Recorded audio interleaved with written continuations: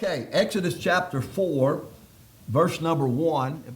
And Moses answered and said, Behold, they will not believe me, nor hearken unto my voice, for they will say, The Lord hath not appeared unto thee. And the Lord said unto him, What is that in thy hand? And he said, A rod. You got a rod in your hand, or you could call it a dead stick. And the thought here right quickly is going to be life can be a dead stick, or it can be a powerful Savior. Heavenly Father, thank you, Lord, for letting me get that done. And I hope everybody's okay with that. If not, I'll take it all back. In Jesus' name, amen. How's my hair look, Kathy? What are you doing? I put that stuff on my hair and then it was straight up and it went. What's it doing now? Straight Is it up? look? I'm looking at Tom pretending it's a mirror. Oh yeah. Looking good. Okay, so this context, as probably everybody here knows, revolves around the call of Moses to be delivered to Israel. God is not conventional. God is not in a hurry. He doesn't do things the way we do things. He's frustrating at times. And Moses has been 40 years on the backside of the desert. He is 80 years old, same age as Jay, 80 years old. He's a fugitive from Egypt. He lives with his father-in-law Jethro and keeps his father-in-law's sheep. He does not appear to be a likely choice for the ministry God has in mind. When the call of God comes, Moses gives every excuse he can to get out of what the Lord has called him to do. It sounds like so many preachers I know. It sounds like, that fear, that anxiety. And I think if you're really called of God, you're scared to death to preach. You're terrified. And it's funny how that works. When God really reveals himself, you just want to get on your face before him. And you feel that sense of awe. You feel that sense of holiness. So he wants to get out of it. He says in verse 3 and 11, he says he doesn't feel worthy. And Moses said unto God, Who am I that I should go unto Pharaoh, that I should bring forth the children of Israel? God said, Certainly I'm going to be with you. And Moses is saying, and exactly what we say, we don't realize it, here, oh dear imperfect God, holy, omnipresent, omnipotent, the great God, all-powerful, omniscient God, all-knowing God. You're making a mistake here. You're imperfect, you're perfect, but you're acting imperfectly. It would do us good to learn that God knows exactly what he's doing. Mm-hmm. Exactly what he's doing. The timing of it, the people of it, the location of it, the call of it, he's so smart. Amen. Can't tell you how smart he is. Like Ellie. They don't believe me, but that kid, she's a problem solver. I love to watch her when she's messing around there, and she just, other than that time when she bit Shelley, but most of the time, that was pretty cool too. But that kid's a problem solver. She looks at stuff, she's like, just figures it out. I know, she's going to be a smarty. So, he says, where did I get to? He doesn't feel worthy. He doesn't even know God's name. In verse 13, he says, Who am I going to tell him? Sent me. He's kind of got rusty, ring rust from not being in the battle. He must have eaten him alive. It must have eaten him alive to think, boy, I failed.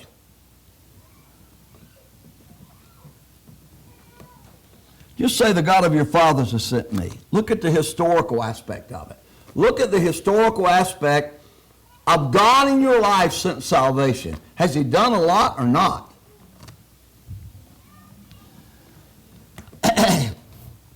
He doesn't know God's name. He doesn't believe people's going to believe him. Did you go through that phase? I did. They're not. My greatest sense of relief came when we used to knock on doors a lot, and I'd knock on the door, and somebody saved came to the door. I mean, what really I was saying is, I was afraid I was going to witness to a lost person.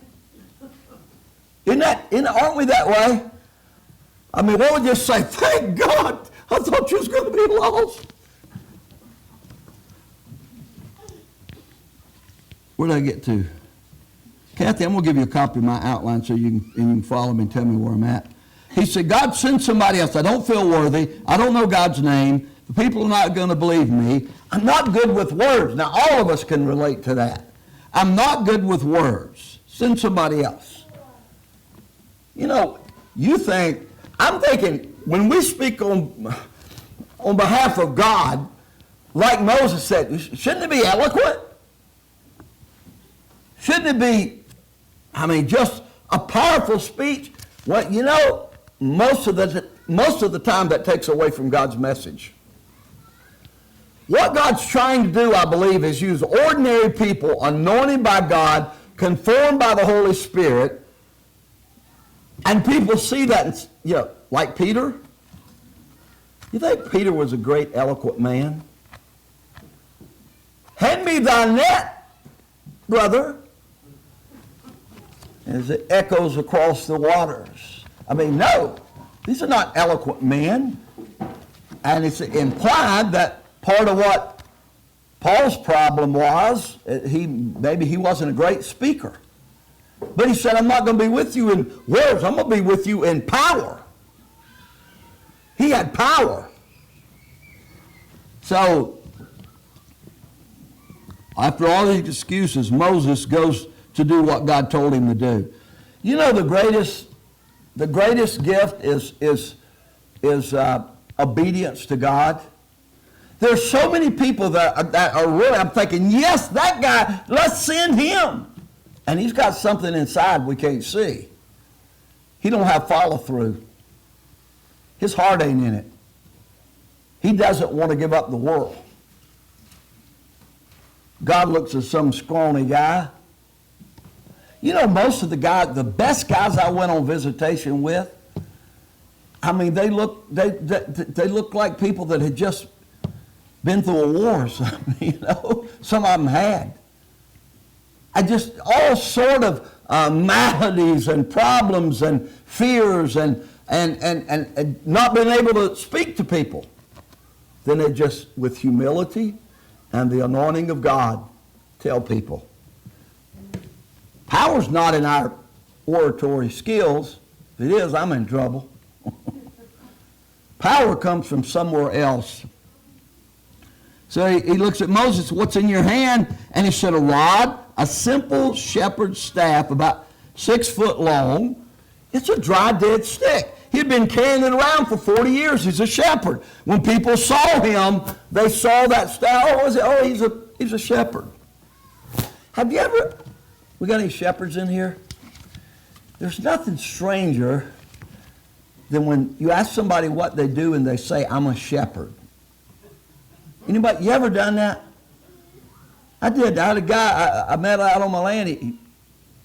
He out in Kittitas, he had sheep, and when he'd travel somewhere, he'd bring a few sheep with him in his truck, which we won't talk about that, but it seemed a little weird. But I said, hey, what do you do?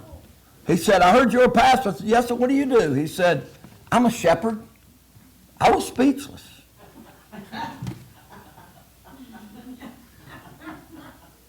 I really wanted him to be a plumber or an electrician or a laborer, say anything but a shepherd. I was just blank. I didn't know how I'm thinking, no, you're not. I'm thinking the Christmas play. And it was embarrassing because I always have a comeback. I always have something to say. I didn't that day. I just looked at him for a minute, kind of puzzled. I said, oh, you try it when it happens. It's going to happen to you one day. Somebody goes, what do you do? I'm a shepherd. hard one to answer. Everybody knew what he was. You know, what Moses had in his hand, God said, what's in your hand? The first thing he had was his personality.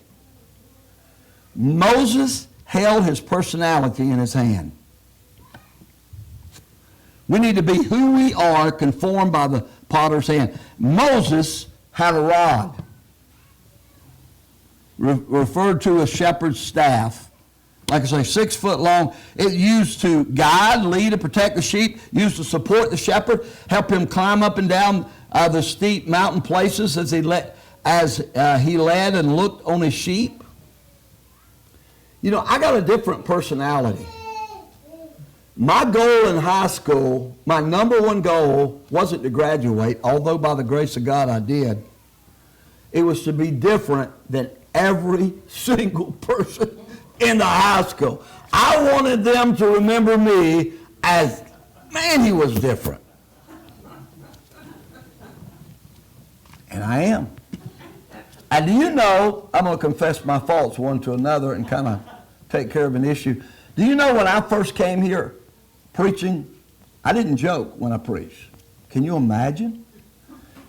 Jerry was a deacon, another Jerry, and he got me a book on humor. He said, preacher, you really need to start using humor. Me. Because I was trying to be somebody else. And he gave me a book on humor, and it was the worst jokes. I like improv. I like just something comes to my mind. I think that's funny. I didn't use any humor. I was miserable. Now, I'm going to tell it like it is here about me and about you. Are you ready for that? You're ready for me, but are you ready for you? I'm wondering, can you handle this? My personality is humor. I have to keep it, and it's absolute torture for things to go through my head. Oh, that would be so funny. And I say, no, I can't say that. And sometimes I go a little too far. But would you do me a favor and worry about you and not what you think somebody else thinks?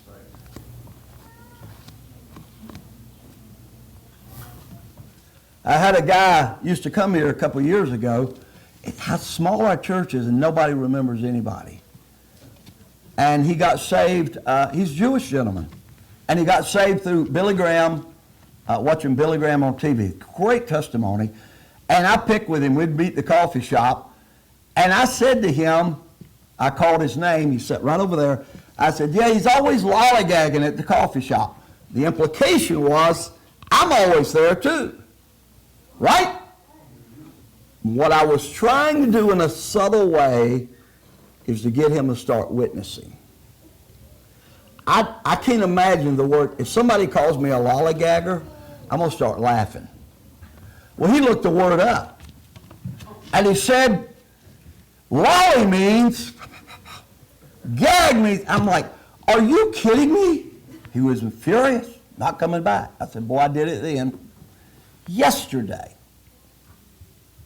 2 years ago. Yesterday, he came in where I was at. He said, do you remember me? I said, brother, I sure do. And he said, I got to talk to you. I said, okay. He's moving to Seattle. And I just love, he speaks Arabic. He's just such and he's a musician. He's got such a rich life. And he says, I want to apologize to you. He said, when you said that lollygagging, I said, how'd you even know what that meant? He said, I didn't. He said, I was angry because I could sense you were trying to get me to say, yes, use this opportunity to be a witness in a kind of subtle, funny way. And he said, I've always liked you. He said, I've always liked your humor. And he said, I was just angry. And I've been kicking myself all over for that. Some people I joke with, I go to them when you're not around and I say, hey, does that bother you? And I do cross the line sometimes, but Lord, it's funny. Especially when I get my wife's phone and send out texts. That's good stuff. And she's trying to stop me, bless her heart. And I cross the line sometimes, but some folks think I'm crossing the line when I'm not, because they do not know the individual. They do not know I went to that person 20 times and said, hey, does that offend you? I just want you to know I love you. This is how I am, and when I like people, I joke with them, and I do go too far sometimes. And I joke pretty much with all of you. If I joke with you, I like you. If I don't joke with you,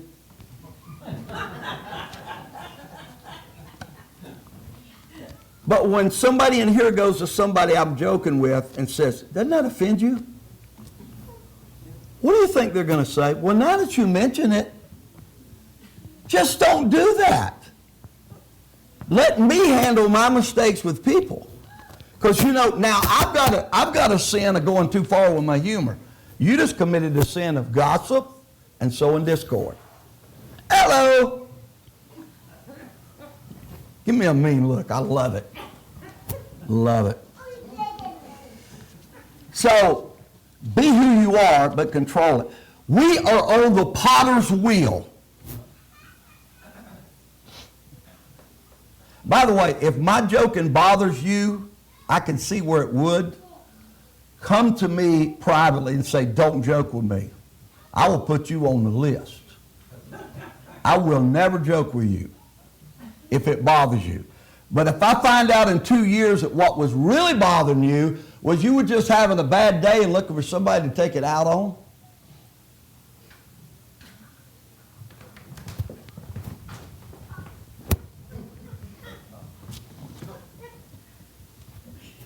I don't think there's anybody here that wouldn't tell you. sometimes there are.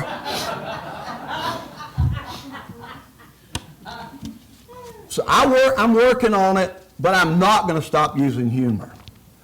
And if you don't like my personality and it just rubs you the wrong way, let me meet with you and help you find a church where there's no humor. Okay? Now, let's talk about your sin. Let's talk about the things in your life that's hindering God. Let's turn that microscope around on yourself.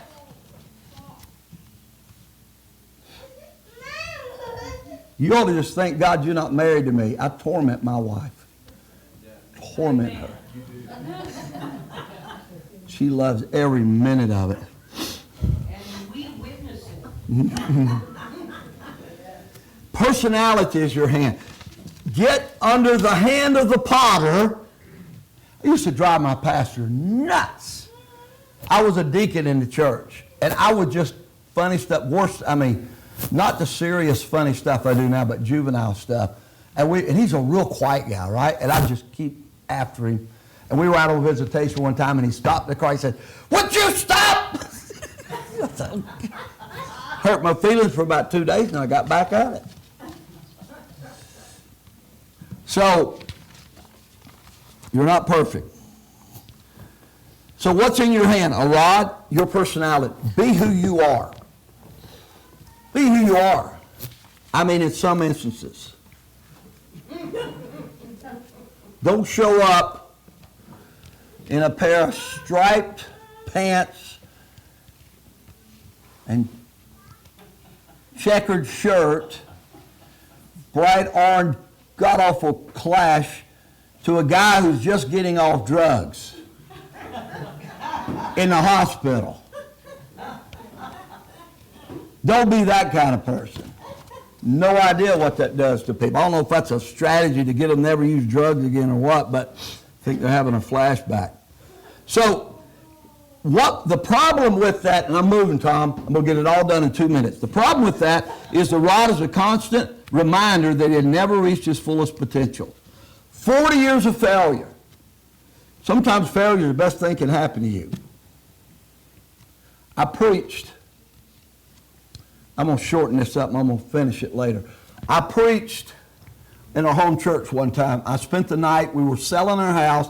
We're getting ready to go to Bible college. House was empty, and I heard about people spending all night in prayer. I said, boy, we're going to bring the house down. And I got one of Dr. Seidler's best shouting messages. And I spent the night in prayer, oh God. And I got up to preach, and I was expecting them to carry me. And it was dead as 4 o'clock in the morning. Most humiliating defeat I've ever had. I was mad at the people. I was mad at God. And right for the end of it, one guy I always pick with him, and if you hear these words, you know you're in trouble. Bless him, Lord. That's all I heard. One guy, George Edwards, said, bless him, Lord, he's failing. I mean, you know. I said, you know, before I quit today, I said, there needs to be a trap door up here. And when somebody's bombing out like I am, just pull the lever. So I'm over at Port Orchard the other day preaching, and what is that guy's name? Chris, you remember names? A song leader. Not the song leader, but the other guy. Anyway, can't remember his name. He's been here before, but he's just a great guy. Come up and said, got ready to preach, and it's a good crowd there. They were packed out. They had a tent set up in the parking lot. And he says, hey, John, don't mess up, don't mess up, don't mess up, don't mess up. I wasn't a bit nervous. You know why? Because I'd already messed up. And I knew what it felt like, and I knew. And you know what I learned from that after I quit being mad at God? I learned God was saying, what are you going to do, John? I said, I'm going to keep preaching. Well, you might fail again. Yeah, I probably will, but I'm going to keep preaching. That's what I learned from that. And I thought about that when he said that to me, don't mess up, don't mess up. I said, you know, brother, all jokes aside, I'm just here to help people. I'm here to represent the Lord. So he's got that rod. Sometimes our past, our pet sin, our hard feelings over something somebody's done to us, unforgiveness, sorrows of life, feelings of inadequacy, negativity, talents, natural abilities, and accomplishments can be that rod that represents the negative parts of who we are. I had a lot to overcome. My self-esteem was through the floor. My dad was a drunk. I could tell you other things personally I was going through, but it was really bad. My dad was a drunk, and I thought everybody knew it. And a lot of people, I was absolutely humiliated. I hated going to school. It was like prison. And that's why I started kind of joking with people, and then, oh yeah, they like that. Then I kind of got through it. But the great thing about it is, that's not who I am. Somebody else's failure, how people treat you, your education. I wish people get, education's great. It's not, people don't get arrogant when you get an education. You sound like the scarecrow on the Wizard of Oz. Becomes a brainiac. People get an education, they change. I tell some of them, you've been brainwashed. You're brainwashed. Think for yourself.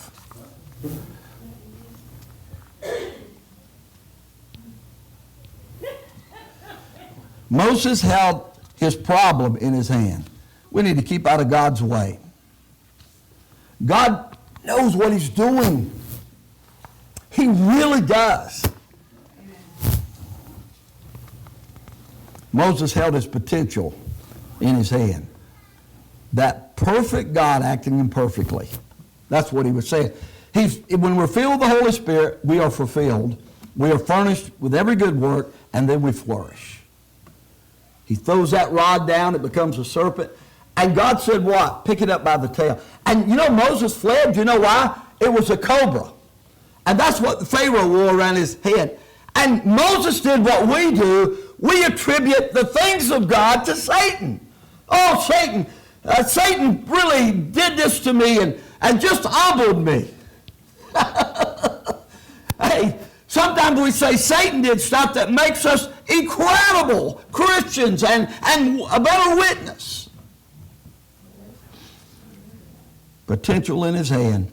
He ran from that cobra because he thought that was from Pharaoh somehow. I'm going to stop there. It's good stuff though, ain't it?